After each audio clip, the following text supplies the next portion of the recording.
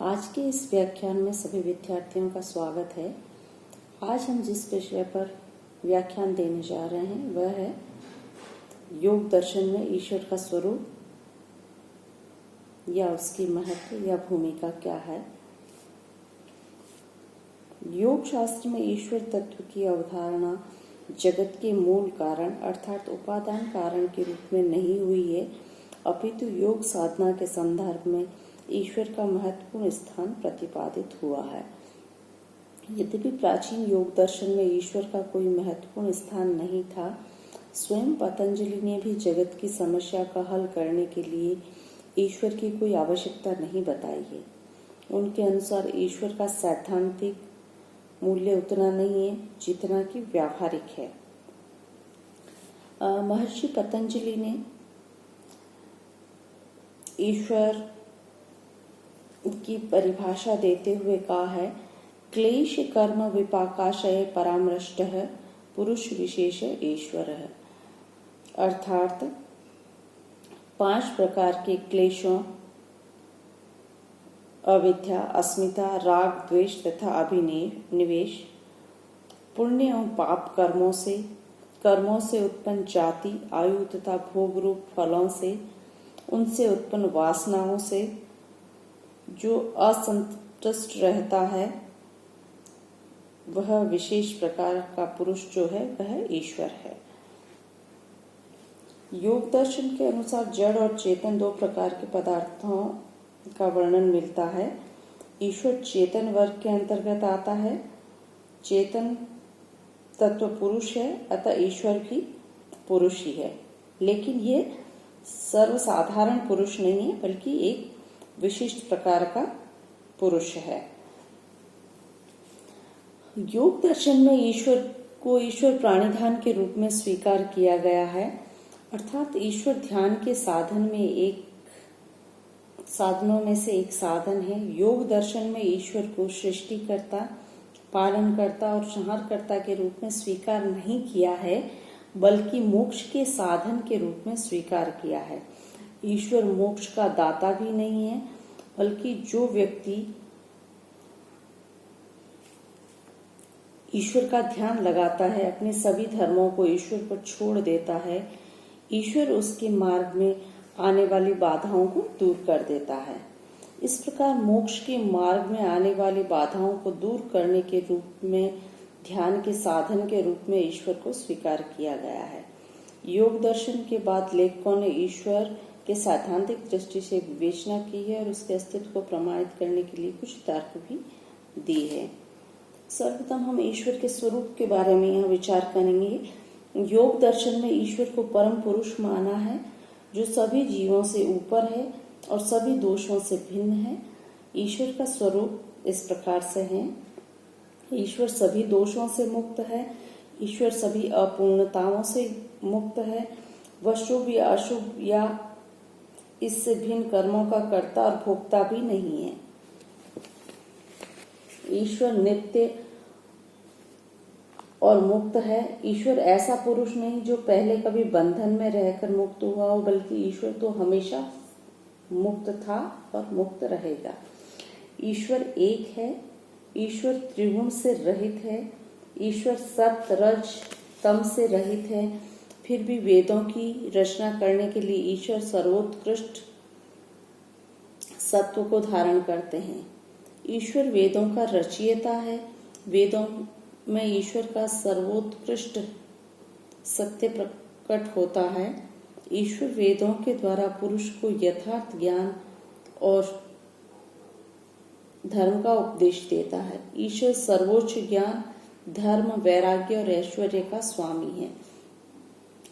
ईश्वर सर्वज्ञ है। ईश्वर भूत, भविष्य और वर्तमान काल की सभी प्रत्यक्ष और अप्रत्यक्ष सभी वस्तुओं को जानता है। उसे सारे जगत का प्रत्यक्ष ज्ञान है। ईश्वर जन्म मरण से मुक्त है और अलौकिक है। ईश्वर बंधन से रहित है तथा प्रकृति पुरुष से अलग है। वह अनादि और अनंत है। वह सभी धर्म और अधर्म से परे है। ईश्वर देश और काल से परे है।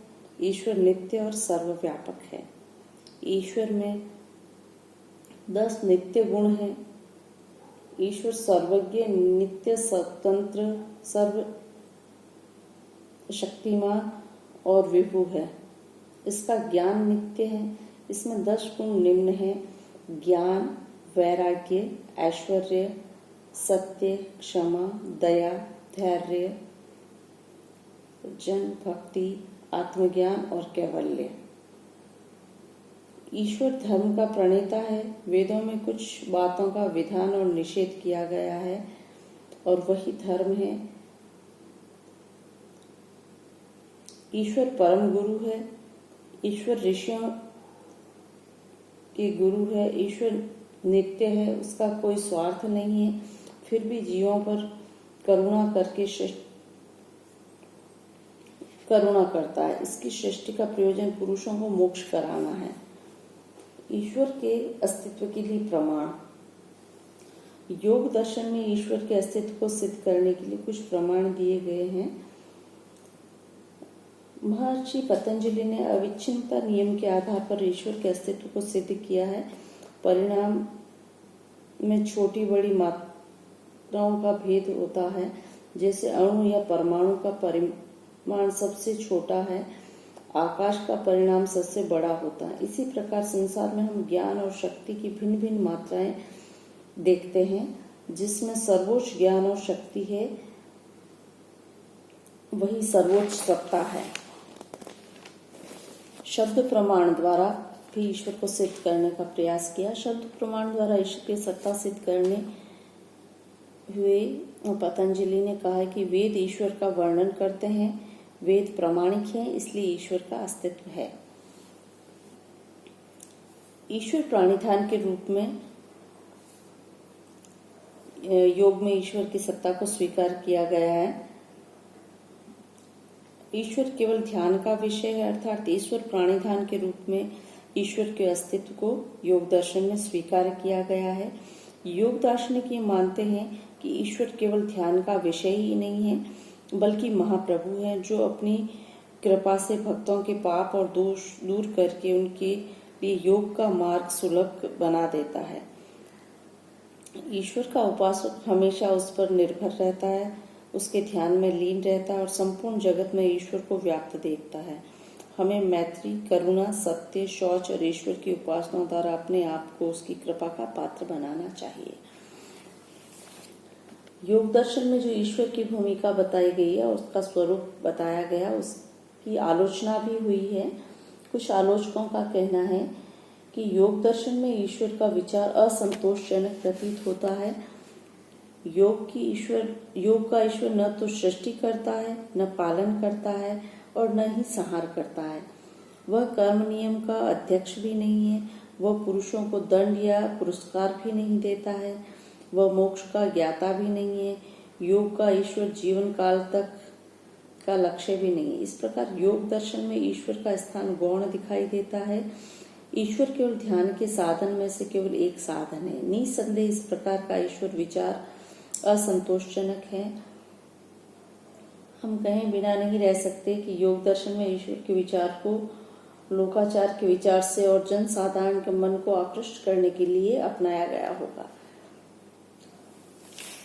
निष्कर्ष के रूप में हम कह सकते हैं कि योग की साधना बहुत कठिन साधना है, जिसके साथ कठोर शारीरिक यातनाएं और गंभीर नैतिक आशंकाएं जुड़ी हुई हैं, जो मार्गदर्शन में सहायक है। जो व्यक्ति अंधकार और दुखों से छुटकारा दिलाए, ईश्वर सत्य और शक्ति का प्रेरक हो और ऐसे शक्ति और सत्य के प्रेरक ईश्वर के साथ मनुष्य का सहयोग जल्दी ही बन जाता है। ईश्वर का ध्यान सर्वोच्च ध्यान है। जो व्यक्ति ईश्वर पर ध्यान लगाता है, ईश्वर उसके मार्ग में आने वाली बाधाओं को दूर कर देता है।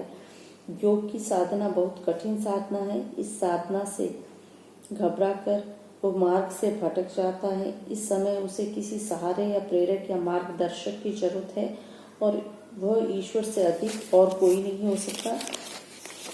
इसलिए विज्ञान भिक्षु का कहना है कि सब प्रकार के चैतन्य युक्त ध्यान में परमेश्वर का ध्यान सबसे ऊंचा है।